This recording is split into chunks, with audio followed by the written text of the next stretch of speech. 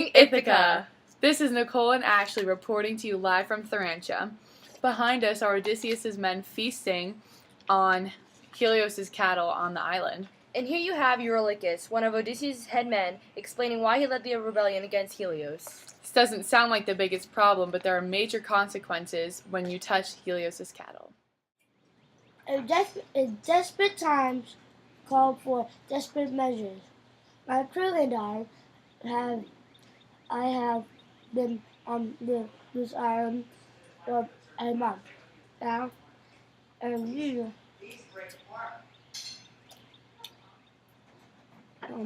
eventually ran out of food.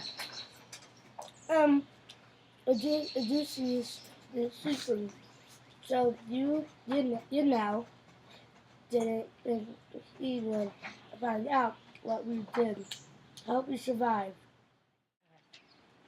We have a witness, Lamphasia the nymph, to give us her opinion on what may happen.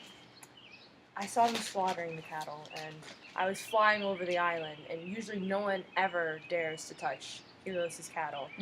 And I can't believe they did this. Usually no one ever did this, but stuff is gonna go down when Helios comes up with a punishment. I don't know what, but it's gonna be really intense. So we're back on scene at Thurentia, and behind us is Odysseus' men suffering from their punishment. Zeus has thrown a giant lightning bolt in a rage. Odysseus' ship has been obliterated into pieces by Zeus' lightning bolt. Bodies are floating everywhere. Here is Odysseus telling us how he feels about his men disobeying Helios.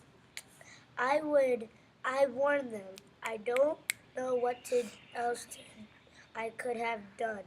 I knew how risky touching the cattle was, and I thought they did too, but I guess not. At this point, I just want to go home to Ithaca, Penelope, my son, and my dog. This is the perfect day to sail back home.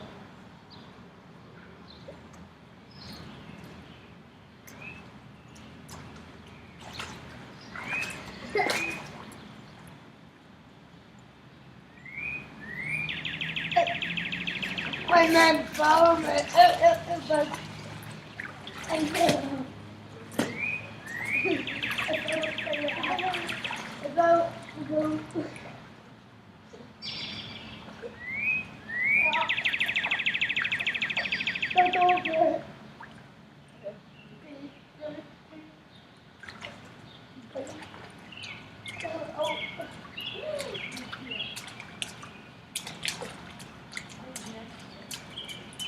I can do it actually. You can do it because your brother. I've always been this.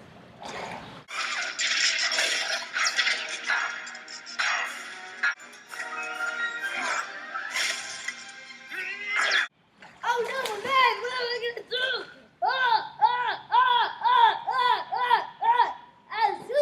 I've saved me! Helios seems to be more of a drama queen than a sun god. His punishment on the men was pretty harsh. Yeah, it was.